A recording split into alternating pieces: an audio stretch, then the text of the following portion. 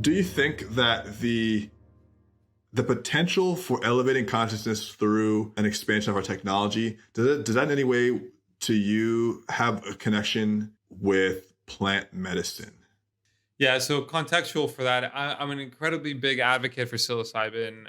It helped change my life. I'm a microdose advocate. I believe that macro journeys are really important, but I really think that the sustainable long term growth to help humanity is going to go through microdosing. And one thing that I am concerned about, to preface this, is that NFTs also have come down with the counterculture as well, right? Like it has some counters to it. Mental health being one of them. I'm seeing a lot of people burn out the 24/7 cycles. Like the pumps and the dumps, and like the Oh white yeah. list and this, and people are going up and down. And so like, Oh my what God. I as a coach, I have to make sure that in my spiritual practices, I always let people know, like, you have to prioritize your mental health, because without people, there's no Web3. If there's no like, listen, if Yeah. there are no healthy people, there's no Web3, right? So, Web are we 4, maybe we can elevating? just have the robots. No, listen, you know what Web 4 is going to be, man? Web 4 is going to be humans. That's really what it is, man. Like Web 4 is going to going back outside, because we've automated everything that we need to do. So it's just like, hey, we're going to go outside again. God But willing. in that reality, man, I think like it's more important than ever to understand that Web 3 is allowing the psychological safety of generating financial freedom, right? And I Mm. think that sovereignty. When people ask me like, Alejandro, what do you think decentralization is? And I want to make sure that it's very simple and very clear.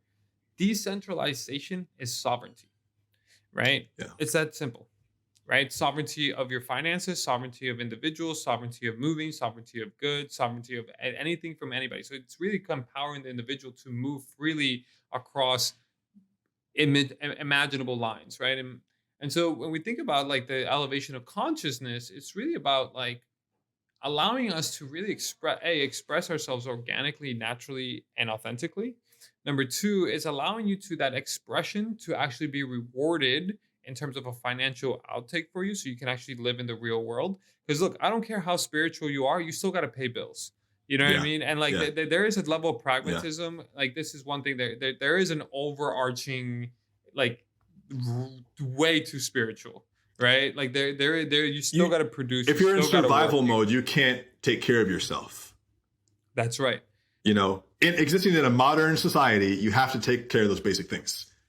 You have to. And so what Web 3 does is that it decentralizes you from going to the office, from doing it from a Mm. place of like I have to versus I get to, right? So that transition is really powerful. But it comes down, man. Like I think, like, again, coming back to it, NFTs, Web 3 is incredibly daunting, right? Don't think that you're gonna figure this out in a day or a year. I've been in this space in crypto since 2014. What is that? 8 years now. I still don't even get staking, right? Like, or yield farming. Put it that way, right?